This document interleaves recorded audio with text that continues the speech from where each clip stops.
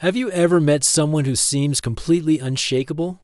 Imagine this. You're stuck in a massive traffic jam, late for a crucial meeting. Horns are blaring, people are shouting, and your own stress level is through the roof. But the person in the car next to you is just calmly listening to music, maybe even smiling a little. How do they do that? What's their secret? It's not magic, it's psychology. Today, we're diving deep into the minds of people who are always calm, and I promise, by the end of this video, you'll have practical tools to bring more of that calm into your own life. So, what makes these Zen masters tick? The first key trait is their highly developed emotional regulation. This doesn't mean they don't feel anger, frustration, or anxiety. They absolutely do. They're human, after all. The difference is, they don't let those emotions hijack their brain. Think of your emotions like waves in the ocean. For many of us, a big wave of anger or stress comes, and it completely knocks us over. We get swept away by it. Calm people, on the other hand, have learned to surf those waves. They acknowledge the feeling, say, there's that feeling of frustration, but they don't let it define their actions. They've built a space between the feeling and their reaction. This skill comes from practice, often through techniques like mindfulness and meditation, which train the brain to observe thoughts and feelings without getting entangled in them. The second secret lies in their perspective, specifically their locus of control. This is a psychological concept that refers to how much you believe you can control the events in your life. People with an external locus of control feel like life just happens to them. They blame traffic, their boss, the weather, everything but themselves. This mindset creates a sense of helplessness and constant frustration. Because they are always at the mercy of outside forces, calm individuals, however, tend to have a strong internal locus of control.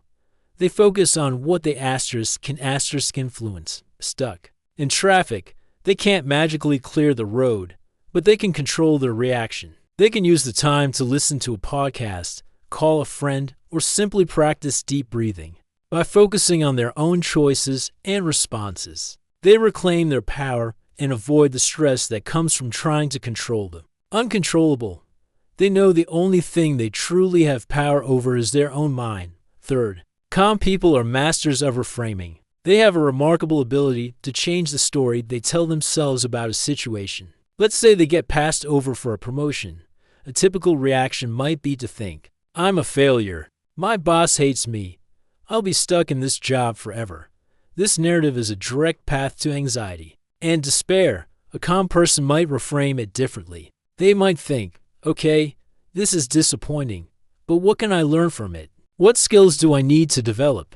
Maybe this is an opportunity to explore other career paths that are a better fit for me. See the difference? They turn a setback into a setup for a comeback. It's not about toxic positivity or pretending you're not upset. It's about finding a more empowering, constructive narrative that focuses on growth and solutions rather than blame and helplessness. This mental reframing is a powerful tool that shifts their emotional state from negative to neutral, or even positive.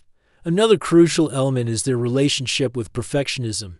Many of us are caught in the trap of perfectionism, believing that we have to do everything flawlessly. This creates immense pressure and a constant fear of failure. Every mistake feels like a catastrophe. Calm people have largely let go of this. They embrace the concept of good enough. They understand that striving for excellence is healthy, but demanding perfection is a recipe for chronic stress.